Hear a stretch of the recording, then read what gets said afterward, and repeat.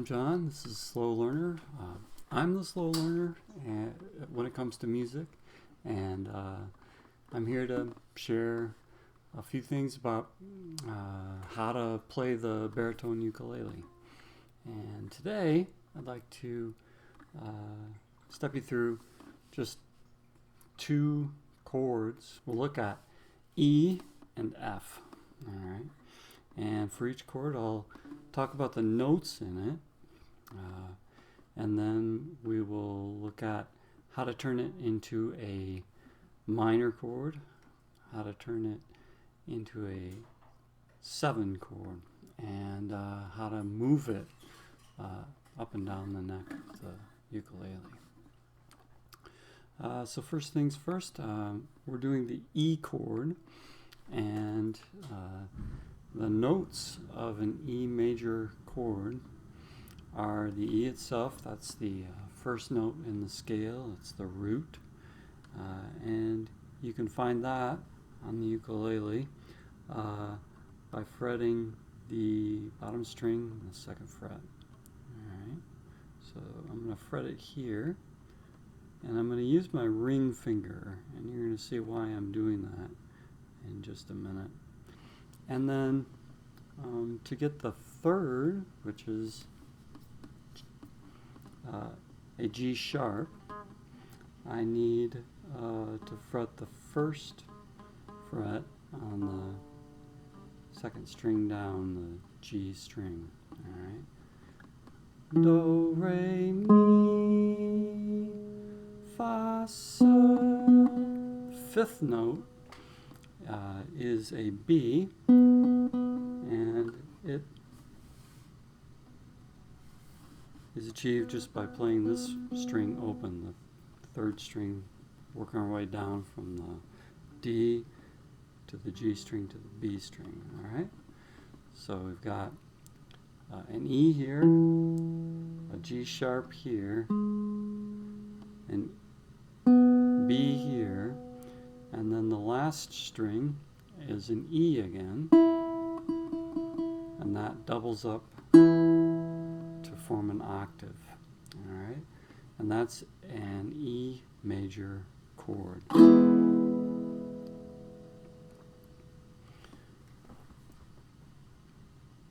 To play the F chord, all you need to do is shift that up 1 step.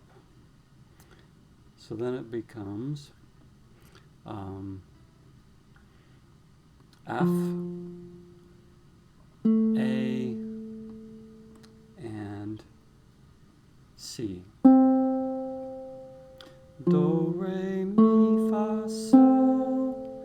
And then the top string becomes an F again. But notice, to achieve that, I have to fret with my index finger these 2 highest strings. Alright, and for comfort, it's a little easier just to kind of lay the index finger across that whole fret and play it like that as a bar chord. So this same shape can be used to play an E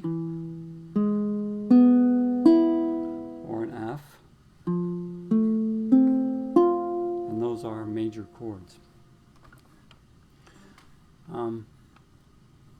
And you probably noticed, now that I have this F held down, that I'm holding down all of the strings. Alright, so it's a bar chord that makes it movable. I can transfer this anywhere on the ukulele, and as long as I keep the shape the same, it'll still be a major chord.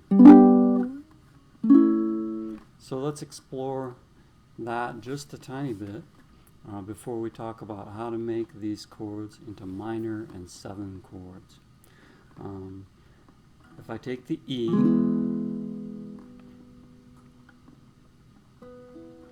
2nd fret, 1st fret, open, open, and shift up 1, 3rd fret, 2nd fret, 1st fret, 1st fret, I'm playing an F. If I shift it up 1 from that, I'm playing a G flat or an F sharp. The next waypoint is a G. So E, F, G. And this G is a really easy one to find, and it's one of my favorite ways to play a G chord. It's kind of versatile because when you're holding down all the strings, like you are with a barred chord like this, a movable shape, you can mute those strings easily by loosening your grip on the strings. So, play the E major by fretting the second, the first, and leaving the other ones open. And if we slide it up, we can play an F, a G, an A, a B, and a C. And we can even play a D.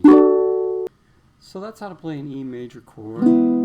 And for comfort, if you're going to stay down at the bottom of the neck here and just play it open, it might be easier to use your middle finger here and your index finger here.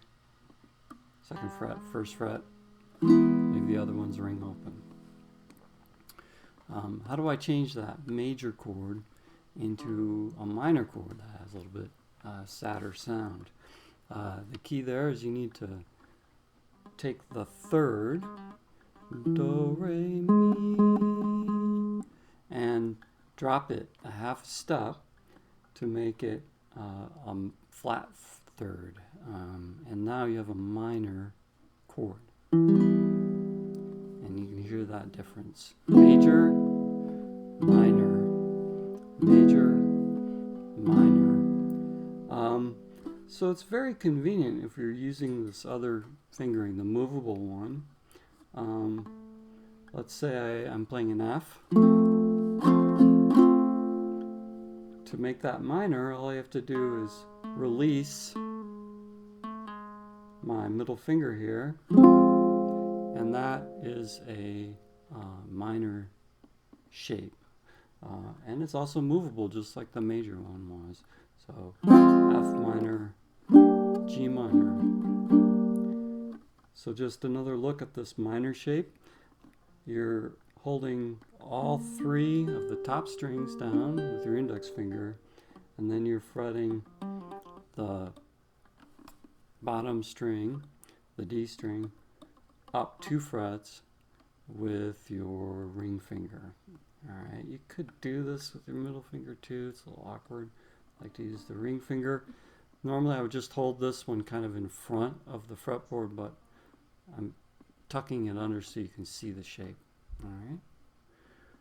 And that's a delightful way to play a minor chord. It's very easy to hold down. It's easy to find. So this is where I normally play a G minor. 5th fret, 3rd, 3rd, 3rd. This is where I normally play A minor. 7th fret, 5th, 5th, 5th. That's the movable E minor. Alright, so the E minor you can play on the bottom, 2nd fret, open, open, open. You can drag your index finger behind to make it movable. And then you can slide this to any position on the neck to play any chord, any minor chord. Alright. So now you know how to play an E major. You know how to make it a minor. Just release the 3rd to make it a flat 3rd. And the last thing is, how could you make this a 7 chord? And there's an official way that's fairly easy to do. And I'll show you that first.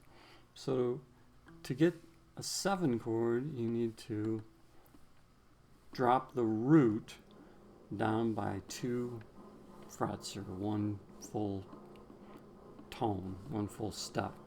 And that gives you a flat 7, and that is the note that defines a dominant 7th or a regular 7 chord. And this is the major chord, and this is the root. That's an E. So if I drop that down 2 frets and leave it open now, that becomes the 7 of the scale. So the root is still played here up on top. It's the high E string. Do, re, mi, fa, sol. So that gets the root, the 3rd, and the 5th are held down. But now instead of having another root on the bottom, which is normally when you play an E major how you would do it, you're exchanging that for the 7 of the chord. Basically this is just a little bit below the root, and it creates that sort of tension when you play it together with the major chord. So that's how you get a 7 chord. You release the bottom root here, and it makes for a pretty simple shape. This is also a very easy one to move, just like the minor chord was. I can play an F7 here. I can play a G7 here. I can play an A7 here. So in each case, I'm just holding down all the strings and then fretting the putting my middle finger down here on the 2nd string down, the G string, to raise it by a half step. So this is a 6 chord, and this makes it a 7.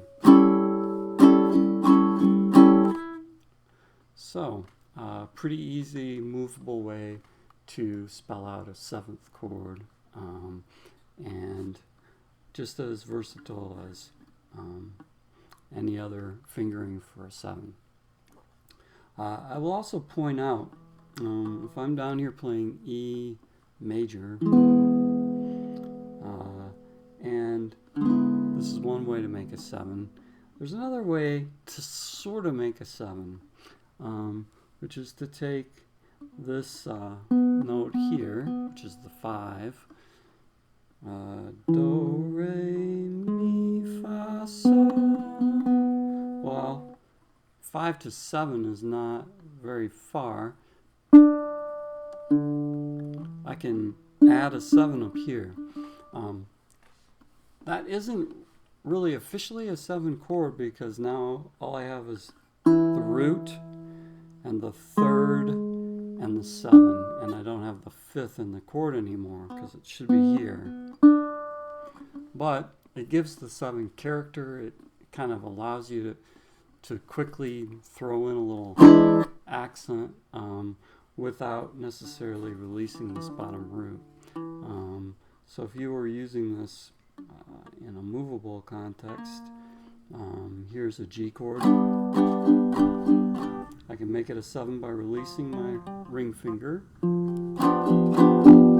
or I can make it a sort of a pseudo 7 by adding the 7 note on here with my pinky. Pseudo 7, it's got kind of a cool sound.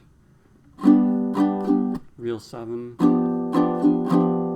different ways to do it. I kind of prefer the fake 7. I don't know if that has a name. It probably has a musical name. If you know, tell me, put it in the comments. But it's basically the root and the 3rd and the 7 with no 5th held down. So that's a little bit about the E chord and the F chord. Both convenient, easy shapes, or it's one shape, 2 chords with 1 shape.